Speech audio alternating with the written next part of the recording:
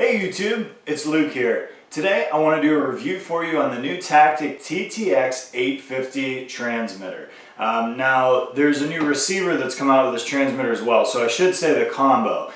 This is a great new radio. You can come at it from one of two different angles. One is that you've never had a Tactic radio, so you're looking to possibly switch from, like a Spectrum or one of the more expensive brands to something like this, possibly to downsize. Or you had the TTX 650 and you want to upgrade to the 850. So I'll kind of give you the benefits of both. But I want to start out real quick. It comes nice packaged in this Tactic box here. It does come with a charger. Now this is different from the TTX 650. A lot of higher end radios like the Futaba Spectrum come with chargers and an internal battery. Now this is not a lithium phosphate battery or a LiPo, but it is a nickel metal battery. It's 1000 milliamp hours and it's right inside of the back here.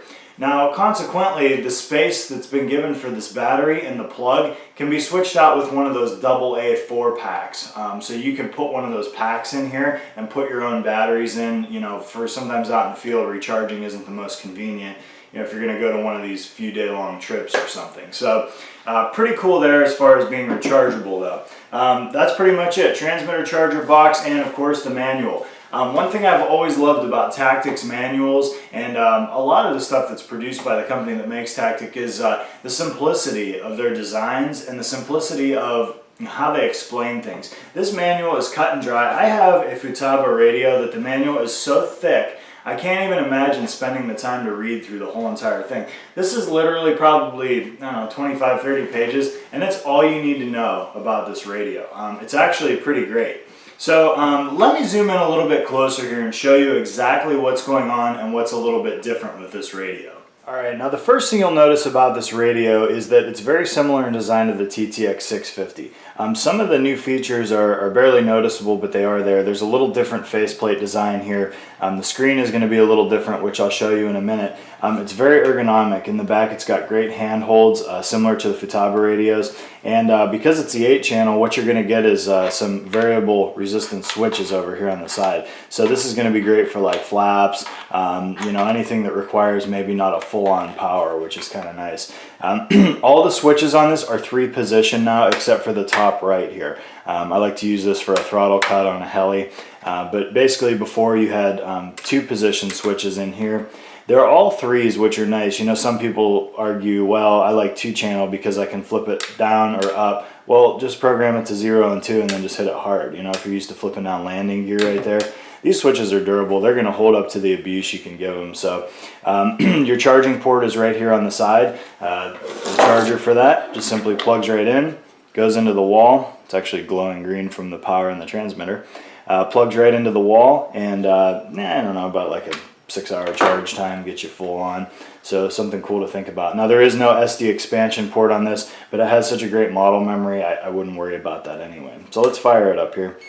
You have a nice orange backlit screen. I think the backlighting is awesome. Not that, in most times you'll be in bright sun, but there's the occasion that, it's a little bit cloudy or something and you want to be able to see it a little better. So that orange backlighting is super nice. Has your battery voltage right on the front right here at 5.1 volts I'm at right now. The name of the plane, heli, quad, whatever you have, you get way more characters with the 850 than you did with the 650. If you're used to a Spectrum or Futaba, that's not going to mean much to you, but if you're upgrading from the TTX 650, that's kind of nice. It's a higher resolution screen. If you look at the quality of this plane here, it's actually pretty nice, and everything just looks a little more brilliant. The contrast is a little nicer. So all right, I'm going to go into model management. Now what I did is I held the enter key. This is your model setup. So basically you can pick your different models. If you set up a whole bunch of different models in here, you've got airplanes, helis, and look how nice the graphics are on this. I mean, it's just a lot better. I don't know, just aesthetically pleasing, I guess you could say. One cool thing about this is it does have quadcopter support now. Before it was basically fixed wing, heli, and you could basically set up like a delta wing style or anything else, but now it's got built-in quad support, so that's pretty awesome. So now, as you can see here, it shows you a little picture of a quadcopter. I just have the generic quad number 2 in here. Now basically the RF frequency is on. Sometimes you can turn this off to save battery. It tells you there's an indicator right there on the front. But the only reason you would probably really ever need that is there's a trainer port in the back. And if you plug this into any kind of trainer software that you want to use, it'll just save you a little bit of battery, so you don't need the RF. Now, one thing that's really cool about this, and was cool about the 650, is the wireless trainer support with the buddy system. So basically, if somebody else has an 850, you can sit here and you can fly the plane using this switch right here. You can flip it over to them wirelessly and let them control the plane. And then if they start to get in a bad situation, flip it back and you're good to go. So pretty cool there. Now, the menus are pretty similar to what they were before. One thing that's neat here is it does have the trims right on the main display, and if you adjust them, it gives you a numerical indicator of where the trim is. So right now we're at 4, at 12, at 20. It used to be you just hear the beep and you know you're centered, but on here it gives you a pretty definitive display, which is nice. There are 2 timers right on the main screen, if you like to use a fuel timer and a battery timer, something like that. Now there is the servo menu. The servo menu will tell you where your positions are as far as aileron, elevator, your pitch or throttle, whichever one you're using, rudder control, tail rotor control. So kind of nice to be able to just look here at a glance real quick and see what's going on. If you drop some flaps on one of these auxiliary channels and you see it's up and you go, oh, I forgot I had the flaps on, you can flip that back. So something to think about there. Now, if you just hit the enter key one time, it basically takes you into the settings menu. You have your servo settings, dual rate and exponential. I mean, that's always been there, should be expected on any radio. The exponentials, I should say, on Tactic are very, very good. I really like rudder and aileron exponentials for fixed wing flight. Channel 5 through 8 set. This will give you your auxiliary channels for landing gear, flaps, things like that. You can assign any channel to any switch, any position on any switch, any percentage. So let's say you want the flaps on this switch and you decide that you want this is flaps off. Position 1 is flaps at 20% and position 2 is flaps at 100%. You can set that up no problem. Gives you full customizability there, if that's a real word.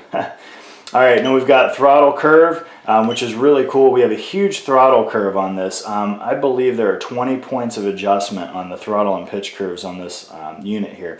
And it's just beautiful. Now I fly 3D heli, and I'm really excited to set this up. My helicopter's down right now, so I haven't got a chance to use it with helicopter.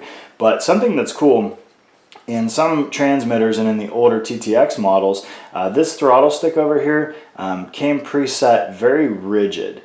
Basically, you needed to take off the back and put the, there's a spring in there with detents, so you can actually feel positions click as you move this up. Well, this one's smooth enough and soft enough that I would feel comfortable leaving it with those little detents.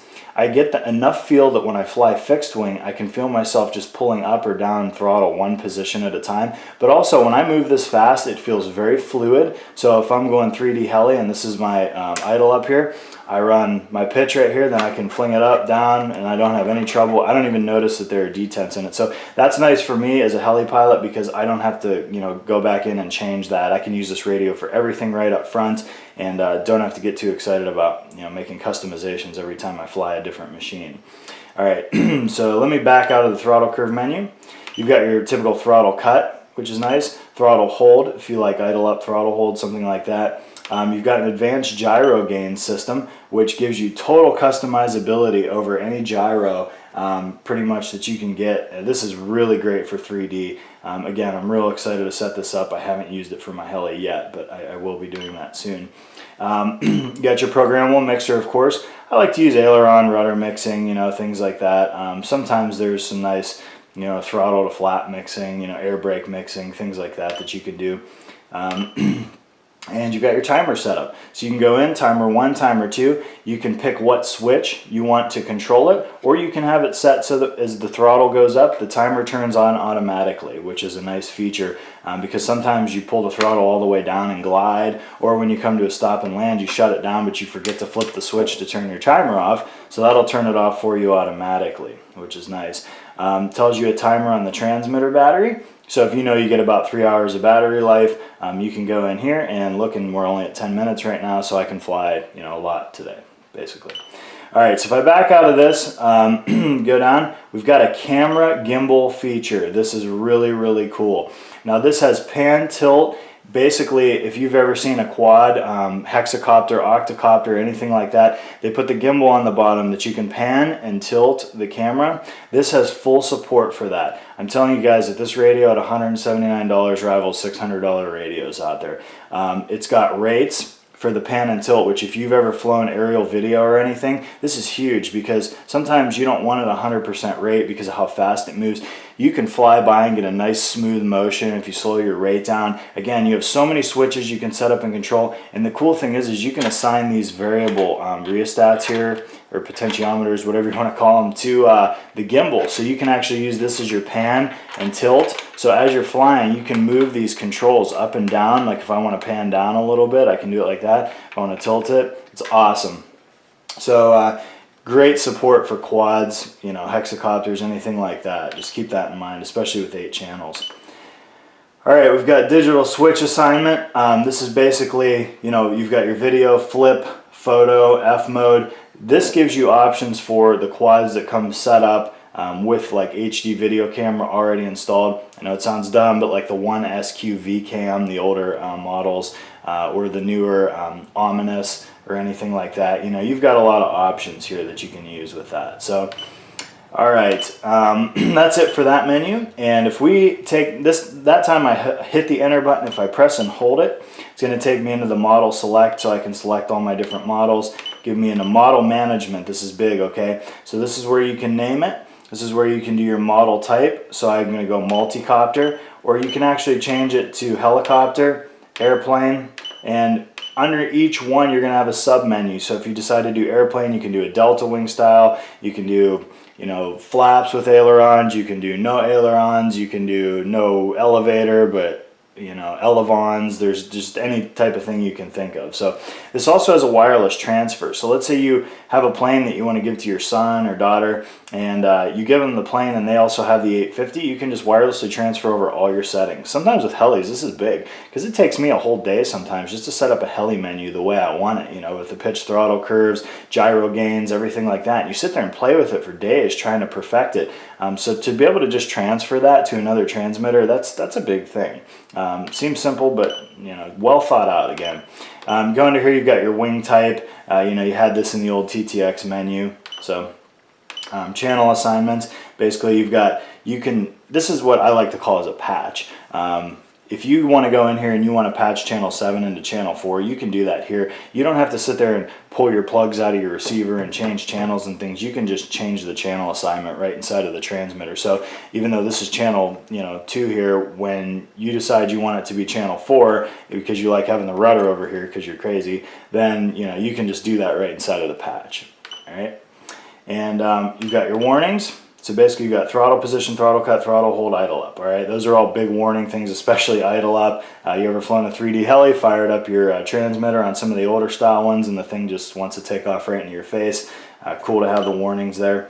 So I'm giving you an overview of this. As you can see, there are a lot of upgrades from the TTX 650, but I wanted to show you all these menus and things so that you can see this rivals, you know, the Spectrum, the Futaba, some of these other transmitters that are out there, high tech even, and you know, gives you all the options that you're going to need, whether it's flying fixed wing, even with FPV, if you're flying heli, even 3D heli, huge channel planes, you know, full scale planes with 10 channels on them and stuff like that. You know, you can finagle things and make that work with this transmitter. And you know, the big thing is the quad and multi-rotor support. So you're going quad, hexacopter, octocopter. If you want to get into aerial video, maybe you want to spend $1,000 or $1,200 on like a DJI Phantom with a camera, but you don't really have the money to cough up for the transmitter too. We'll go with this transmitter. It's a no-brainer. I mean, you've got the SLT, which is secure link technology. You're not going to lose radio signal. You don't have to worry about losing that quad.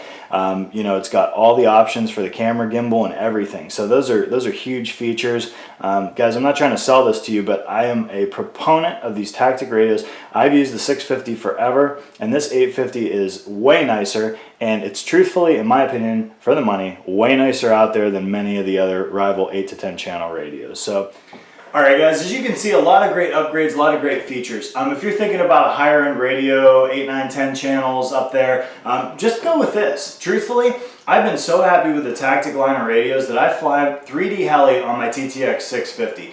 The way to set it up is so simple. The throttle pitch curves work perfectly. I expect the exact same out of this radio over the life that I have it, and I would for you too. 95% of the people out there aren't going to use the features that set this apart from maybe a Futaba or Spectrum or something like that. Don't spend the extra money, don't waste your money. The range is awesome on this, don't worry about that. The build quality is awesome, don't worry about that. The features are all there to support it, and you've got a great product support from Hobby Co behind this thing. So keep that in mind. Guys, thanks again for watching. If you have any questions or comments, leave them below. As always, please subscribe to my channel, help support me, and at the same time, you're going to get great product reviews and information. Thanks again.